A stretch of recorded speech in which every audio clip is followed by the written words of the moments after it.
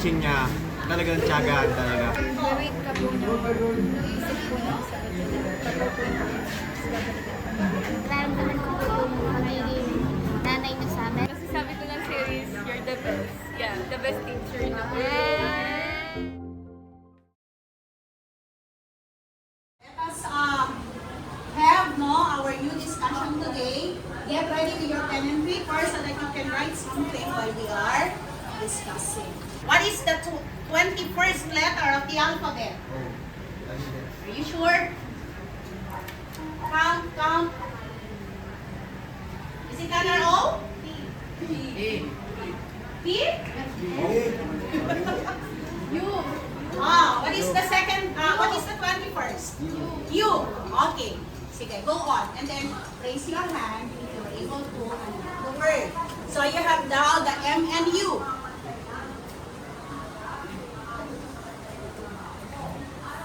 Yes, it is. Again, must. Okay? Must is a model of. Okay, very good. Two example of model of permission. Is it not? What's the other one? Yes. Very good. What's the difference between may and can? Yung can po, ginagamit po siya pag ano po, formal. Okay. Pag yung may po, parang ano po, Simple. Okay. Another. Parang, ikaw mismo. Ulitin mo. Yung may po, gagamitin po siya pag formal. Yan. Tapos po, yung can po, pag simple, second. Okay. And then, less formal. You see that? Okay. Yung ba yung agreement natin last time? Which is more formal? May or can? Okay. And then the can is less? Okay. Very good. Picture. What do you see in the picture? Regalario.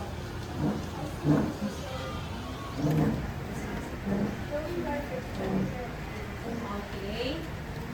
I see children throwing garbage, throwing waste in a different trash bins. Okay, very good. Another. Tingnan mo yung picture, anak. Yes po, Prince. Okay, I see some people segregating waste. Okay? Sige po. Another.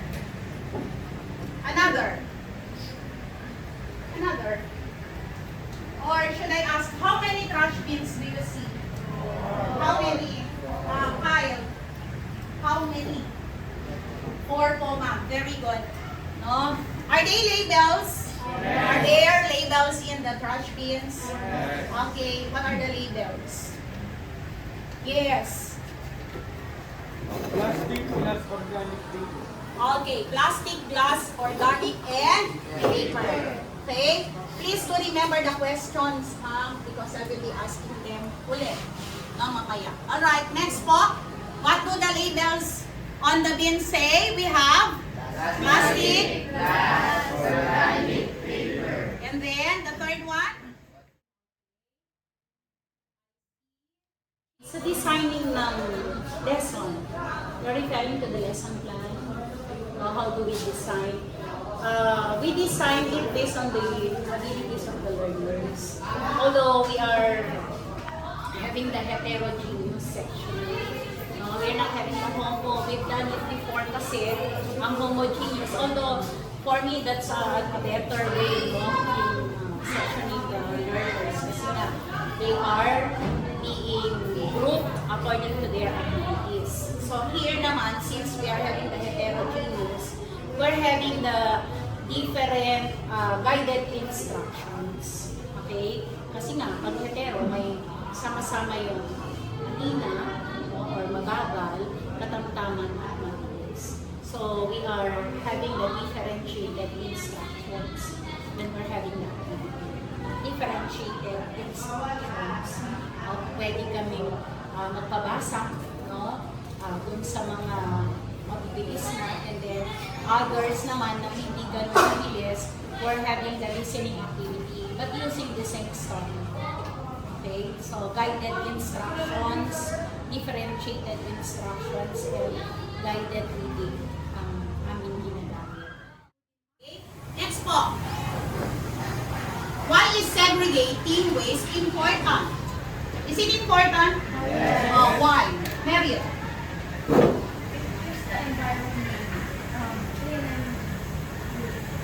Wow, very good. It keeps the environment clean and beautiful. Yeah. Next po. What are some benefits of recycling? Do we get benefits from Yes. Can you name some? Yes, Cyrus.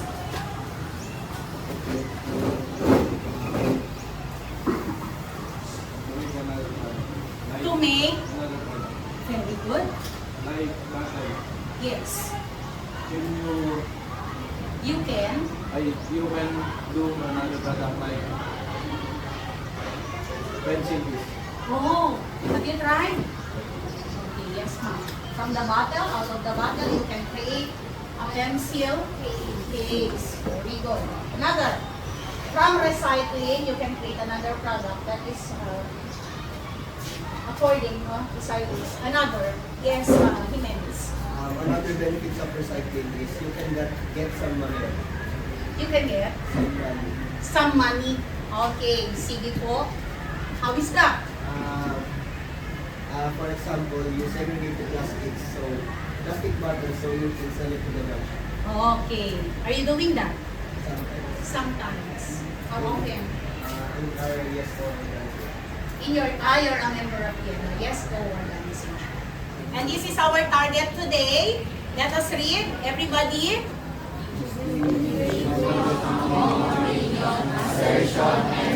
Okay, the second one.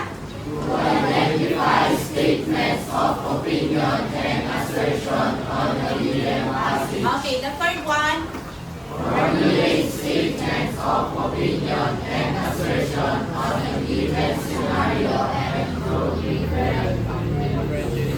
Okay, differentiated activities. Okay? What is your favorite flavor of ice cream? Vanilla. What about you? Let's start. Diba? Kape? Bibili po. Chocolate. Pareho tayo. Strawberry. You see, we have different opinions when it comes to flavor. Okay? So, very short. Kung nakita nyo kanina, no, there are some students na very short yung span of interest. No? There are a lot of ways naman to sustain. Lalo na pagka you just call their attention, no? O kaya pahapyaw na lalapitan mo, no? Para naman alam niya na he's doing something that is not right, no? Something na distract na ng klase. And then another way is you have to redirect them. No? The art of questioning is very important. No? Kung nakikita nyo kanina, pagka tinanong mo sa yung bata and he didn't get, no, the essence of the question, kailangan bilang isang teacher, you have the patience, no, to redirect them. Meaning you keep on rephrasing your question until the time na makakapag-contribute sila at ma-elicit mo yung sagot na gusto mo makuha. Okay, so that is one way of sustaining their interest, no? Aside from the fact na talagang very short yung kanilang span ng interest. So it takes a lot of patience. Kailangan yung redirecting and rephrasing of questions. Art of questioning. Pag tumigil ka kasi ron at hindi ka na nag-follow up, no, lalo mawawalan ng interest yung bata. So, kailangan lang ng rephrasing. Art of questioning is very important. What yan? Oh.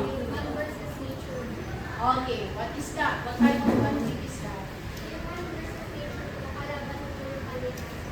Just like?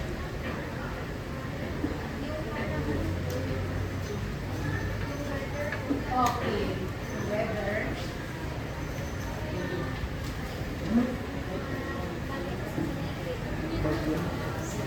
Hangin. Malakas na hangin. Tama ba? O, matindi. Okay. O, sikat ng araw. Inol. Very good.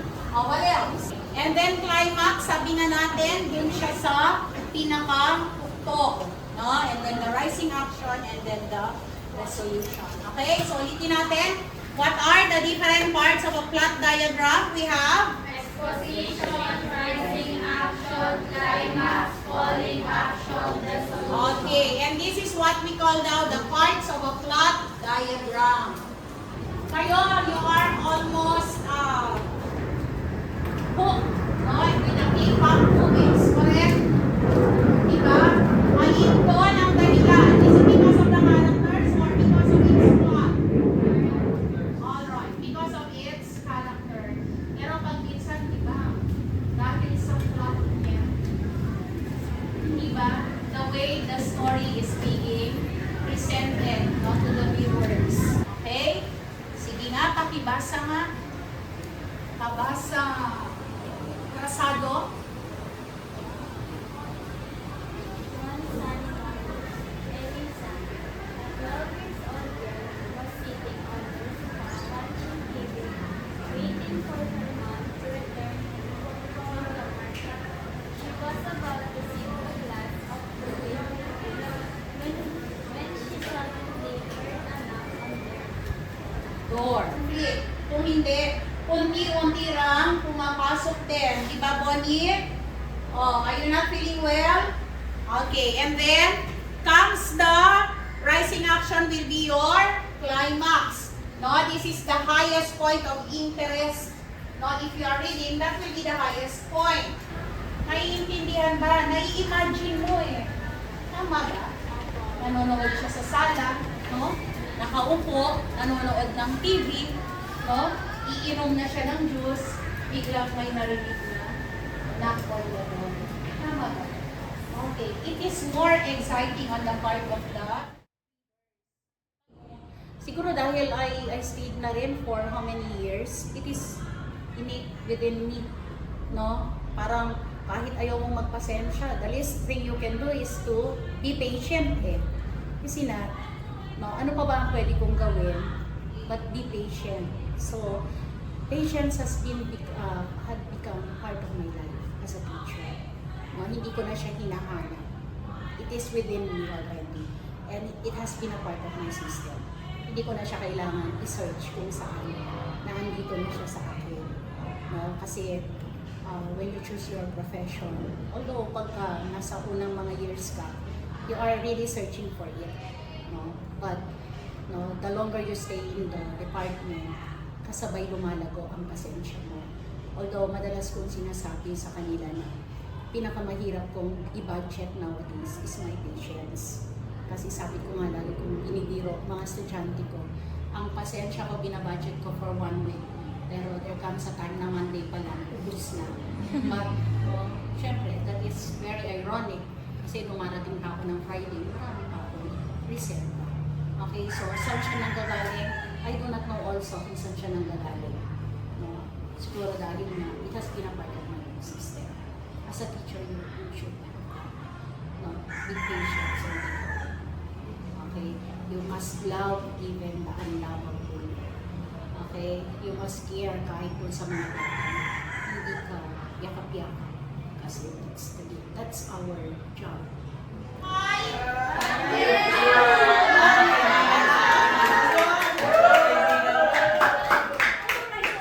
Let's say congratulations. 1, 2, 3, go.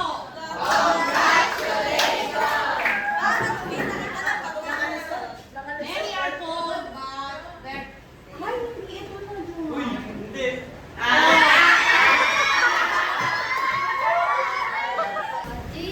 Do you love watching movies? Yes or no?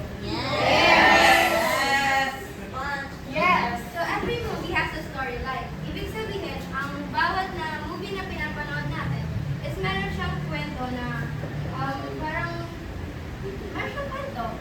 Tapos, yung storyline, meron siyang mga elements. Palampakan niyo naman siya. Kaya nga tumingin ng masama kaya, no? Kasi babawi siya mamaya, no? Christian? No? Okay, so, ulitin natin. What does every story need, Christian? What does every story need? We have plot. Will you please stand, anak ko? Plot. Plot, settings, characters, conflict, theme. Yan. Very good. Of fiction. Okay? When we say fiction, we are referring to the fantasies, they are not real. That's why, plot is very important, when you are having the fiction genre. Sige. Tapos, ito po yung rising action. Ito po parang Okay. Tapos, climax po, yung highest peak ng movie. Tapos, falling action po, yung doon na po nila nasisimulan gumawa ng solution sa kanilang problema. Okay. Yung resolution po, ano po? Very good. Palakpakan. Okay, another one. Dito siya. Sa falling action po, ma'am. Sa falling action natin sa yung sa Sa falling, climax. sa climax po, yung pinakabig mo.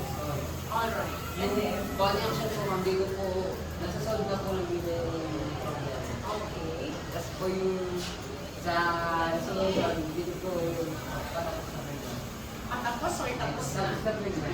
Okay, very good. Palakpakan siguro. Is there any other additional information that you want to add? Totoo yan. The rewarding part siguro for me is when I see my students become more fruitful than me. Okay? When they have reached their ambition, makikita mo, mas namunga sila kaysa sa'yo. That's the rewarding part. Ang nakikita mo, nakakabasa na sila, mga dating hindi nakaka-recognize ng letter, that is the rewarding part. Ang nakikita mo, nakapag-submit, na hindi mo naman ini-expect kahit hindi pasok sa rubrics mo, and then nagawa nila, nag-pass sila, and that is the rewarding part. You will feel rewarded and fulfilled already, no? Kasi na-bring out mo yung best sa kanila. Okay? And it all starts with loving them and accepting them for who they are. You cannot choose kasi hindi ka pwedeng mamili ng estudyante na ayoko to kasi walang galang, disrespectful. Hindi eh. Pag naandyan, kailangan mo silang yakapin. Sabi ko nga kahit hindi ka yakap-yakap. Okay? So the challenging part is that love the unlovable. Embrace mo yung hindi hug, no? Ka-embrace. And if you have done that,